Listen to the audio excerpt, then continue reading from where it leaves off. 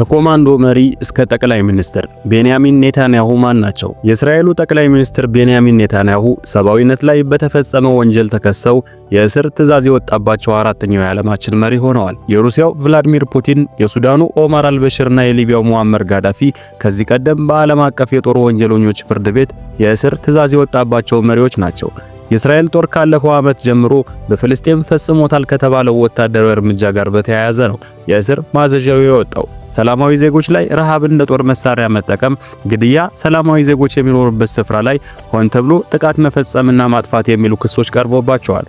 የኔታንያሁ የቀድሞ የመከላከያ ሚኒስትርና 3 የሐማስ ወታደራዊ መሪዎች ላይ ተመሳሳይ ክስ ቀርቦባቸው የእስር ማዘዣ ወጥቶባቸዋል። የዓለም አቀፍ የጦር ወንጀለኞች ፍርድ ቤት ውሳኔ እስራኤላውያንን ያስቆጣ ነው። ኔታንያሁን በእስራኤል ከፋፋይ መሪ ናቸው ይባላሉ። ነገር ግን ተቃዋሚዎቻቸው ሳይቀር የፍርድ ቤቱን ውሳኔ ተቃውመውታል። ኔታንያሁ በእስራኤል ታሪክ ብዙ ዘመን ያስተዳደሩ ጠቅላይ ሚኒስትር ናቸው። በጋዛ በኩል ከሐማስ፣ በሊባኖስ በኩል ከሄዝቦላ ጋር ጦርነት ገጥመዋል። ወዲህ ደግሞ ከእስራኤል ዋነኛ ጠላት ኢራን ጋር እሰጣ ገባ ላይ ናቸው። እስራኤል ውስጥ ደግሞ በሙስናና ጉቦ በመስጠት ተጠርጥረው ክስ ቀርቦባቸዋል። ኔታንያሁ ይህንን ክስ በፍጹም ሐሰት ሲሉ ያስተባብሉታል። ይህ ክስ በጦርነቶች ምክንያት ተጓቷል። አንዳንዶች ኔታንያሁ በዚህም በዚያም ጦርነት ውስጥ የገቡት ችሎት ፊት ላለመቅረብ ነው የሚሉ ጥርጣሬዎች አላቸው። ባለፈው ዓመት መስከረም 26 2016 ሐማስ በእስራኤል ምድር ላይ ያደረሰውን ጥቃት ተከትሎ በእስራኤል በየሳምንቱ ይካሄዱ የነበሩ ሰልፎች ቀርተዋል። ሰልፎቹ ኔታንያሁ ያቀዱትን ለውጥ በመቃወም የሚደረጉ ነበሩ። የኔታንያሁ ተቃዋሚዎች ሰውየው ሀገሪቱን በታትነዋል፣ የዲሞክራሲ ጸር ናቸው ሲሉ ይወቅሷቸዋል። ከዚያም በሚወረወሩ ወቀሳዎችና ክሶች ያልተበገሩት ኔታንያሁን አሁንም ከስልጣናቸው ንቅንቅ የሚሉ አይመስሉም። ብዙዎች የሚያውቋቸው ፖለቲካዊ ነውጥን ተቃውሞ በማለፍ ነው። ኔታንያሁ በአውሮፓውያኑ ህዳር 2022 ነው በእስራኤል ታሪክ ተደርጎ በማይታወቅ ሁኔታ ለአምስተኛ ጊዜ መሪ ሆነው የተመረጡት። የአክራሪው እና ቀኝ ዘመሙ ሊኩድ ፓርቲ መሪ ናቸው። ለ12 ዓመታት ያህል እስራኤልን ካስተዳደሩ በኋላ ለአጭር ጊዜ ተቃዋሚ ሆነው ቆይተው ድራማ በተሞላ መንገድ መልሰው መንበረ ስልጣን ሲጨብጡ ደጋፊዎቻቸው በቁልምጫ ስማቸው ንጉስ ቢቢን የሚገረስስ የለም ሲሉ አሞግሰዋቸዋል። ቢቢ ከዚህ ቀደም የእስራኤል ጠባቂ ሆኜ ነው መዘከር የምፈልገው ሲሉ ተናግረው ነበር። የሐማስ ድንገተኛ ጥቃት በኔታንያሁ አመራር ዘመን እጅግ አሰቃቂ ተብሎ ይቆጠራል። በመቶዎች የሚቆጠሩ የሐማስ ተዋጊዎች ከጋዛ ድንበር ወጥተው 1200 ሰዎችን ገድለው 251 ሰዎችን አግተው ወስደዋል። በምላሹ ኔታንያሁ ሐማስን ለማጥፋት ቃል ገብተው ተነሱ።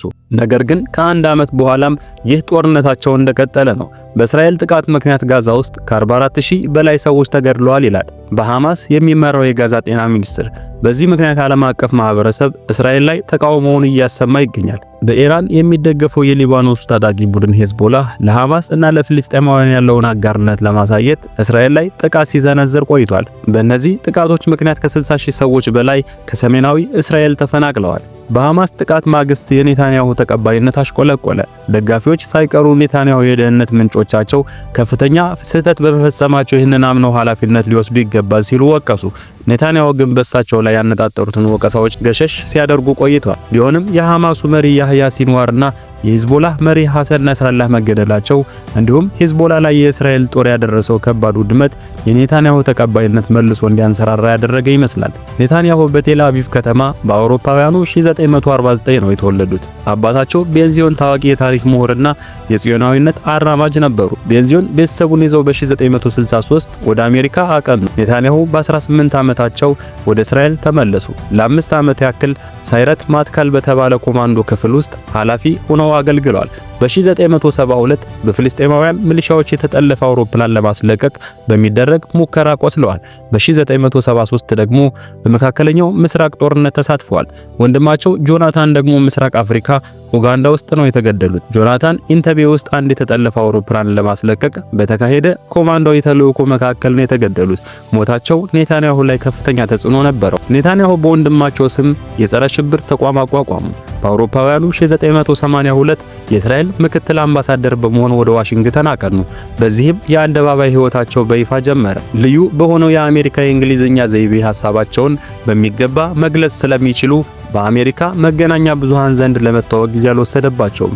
ለሀገራቸው ጥሩ ተጠሪ መሆን ቻሉ። በአውሮፓውያኑ 1984 በተባበሩት መንግስታት ድርጅት የእስራኤል ቋሚ ተወካይ ሆነው ኒውዮርክ በሚገኘው የመንግስታቱ ዋና ቢሮ ተሾሙ። ሊኩድ ፓርቲን ወክለው በእስራኤል ምክር ቤት ውስጥ መቀመጫ ማግኘት ቻሉ።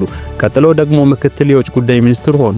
ኔታንያሁ እስራኤል ከተቋቋመችበት ከ1948 በኋላ ተወልደው የእስራኤል መሪ የሆኑ የመጀመሪያውና እስካሁን ብቸኛው ሰው ናቸው። በእስራኤል ታሪክ በዕድሜ ወጣቱ መሪ መሆን ችለዋል።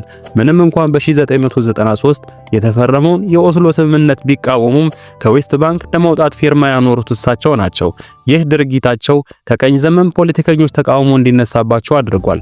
ኔታንያሁ በ1999 ስልጣናቸውን ለቀቁ። ምርጫ ከመድረሱ ከ17 ወራት በፊት ምርጫ መደረግ አለበት ብለው የሌበር ፓርቲ መሪና የኔታንያሁ የቀድሞ አዛዥ የሆኑት ኤሁድ ባራክ ተሸነፉ። ኔታንያሁ ከሊኩድ ፓርቲ መሪነታቸው ወርደው በአሪኤል ሻሮን ተተኩ። በ2001 ሻሮን የእስራኤል ጠቅላይ ሚኒስትር ሆነው ከተሾሙ በኋላ ኔታንያሁ ወደ ስልጣን ተመለሱ። መጀመሪያ የውጭ ጉዳይ ሚኒስትር ነበሩ፣ ቀጥሎ ደግሞ የገንዘብ ሚኒስትር ሆኑ። በ2005 እስራኤል ከጋዛ ሰርጥ መውጣቷን ተከትሎ በተነሳ ተቃውሞ ምክንያት ከስልጣናቸው ራሳቸውን አገለሉ። በ2009 ድጋሚ የሊኩድ ፓርቲ መሪ ሆነው በመወዳደር የእስራኤል ጠቅላይ ሚኒስትር ሆነው መልሰው ወደ ሀገሪቱ መንበረ ስልጣን መጡ።